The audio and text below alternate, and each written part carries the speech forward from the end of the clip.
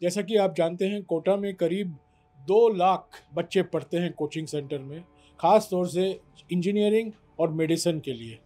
2 लाख छात्रों में से करीब 25% राजस्थान के हैं। तो मेरे पापा की कंडीशन नहीं है कि वे मुझे ज़्यादा पढ़ा सके, तो और इस अनुवृत्ति योजना से हमें लाभ तो हुआ है बहुत कुछ, लेकिन है ना, मतलब मैं आपसे ऐसे पूछना चाहती हूँ कि मतलब मैं आपसे ज़्यादा क्वेश्चन तो नहीं कर सकती, पर थोड़ा बहुत। क्यों नहीं कर सकती? करो जो करना है। क्योंकि आप बड़े हो ना। नहीं, जो भी पूछना है, आप अगर क्वेश्चन करती हो मुझे उसका फायदा होता है, क्योंकि अगर आपने कुछ ऐसा पूछा जो मुझे मालूम नहीं है तो फिर मैं पता लगा के अपनी नॉलेज बढ़ा देता हूँ। मैं अब हजारों बच्चों से मिला हूँ, हाँ। मगर जब मैं ये सवाल पूछता हूँ मुझे बस 5 जवाब मिलते हैं।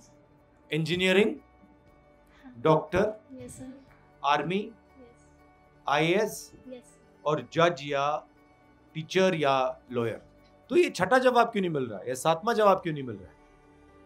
मतलब करने की तो बहुत चीजें हैं। तो सारे के सारे बच्चे बस यही 5 चीजें, यही 6 चीजें क्यों चाहते हैं? अच्छा, अगर आप लोगों को चॉइस दी गई कि जो आप करना चाहते हो, मतलब कोई भी चॉइस, कुछ भी कर सकते हो, तो आप क्या करते हैं? सर मैं फिर भी डॉक्टर ही बनना चाहती हूँ। अच्छा, अगर आपको ये चॉइस दे दी होती कि भाई आपको हम स्पेस में भेजेंगे, तब भी आप डॉक्टर बनती? Yes sir. तब भी? हाँ। राहुल जी, मैं 16 साल का था और मेरे पिताजी ने कहा तुमको IIT देना है। Yes sir. और मैंने IIT का एग्ज़ाम दिया। तो आप खुश नसीब हैं कि आपके माता पिता ने आपको जो करना चाहा आप किए। नहीं, मेरे माता पिता ने कहा, मेरे माता पिता ने, दबाव होता है हमारे माता पिताओं का। नहीं, मेरे पिता ने मुझसे कहा कि तुम सब चीज को देखो और फिर उसके बाद में निर्णय लो। मेरा कहना है कि अब तो आपने चॉइस कर ली है और आप अब डॉक्टर बनोगे और इंजीनियर बनोगे, बट लाइफ में बहुत सारी और भी चॉइसेस होती हैं। शायद ऐसा हो सकता है कि आप डॉक्टर बन गए और आपको पता लगा मुझे अच्छा नहीं लगा। मैंने सर 12th तक मेहनत की थी सर, मेरा सर 12th के साथ निकल जाए, लेकिन नहीं निकला। था कि सर फिर रह गया, सब दोस्तों को सिलेक्शन हो गया था, किसी को IIT पटना में मिल गया था साथ पढ़ने वाले को, किसी को कोटा में मिल गया था। तो एजुकेशन में टेक्नोलॉजी का सही समावेश में हमें बहुत इन्वेस्ट करना चाहिए, ताकि हम हर बच्चे की वीकनेस को आइडेंटिफाई करके कस्टमाइजेशन ऑफ एजुकेशन की तरफ जा सकें। हमारा सिस्टम बेसिकली सिलेक्शन का है, और किस चीज के लिए सिलेक्ट कर रहे हैं? ये मेमोरी के लिए।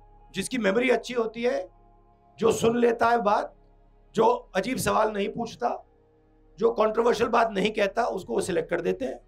जो बेचारा क्लास के पीछे बैठा होता है, वो कंट्रोवर्शियल बात करता है, वो दुनिया को दूसरे तरीके से देखते हैं, उसको एलिमिनेट कर देते हैं। ये सिस्टम है।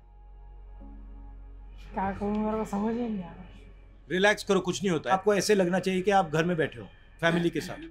सर मैं आपके सवाल का जवाब देना चाहूँगा। आप पूछ रहे थे कि बच्चे कम करियर ऑप्शन क्यों चुनते हैं। हाँ। क्योंकि कई माता पिता और बच्चों को स्वयं पता नहीं होता कि उनके पास क्या क्या करियर ऑप्शन है।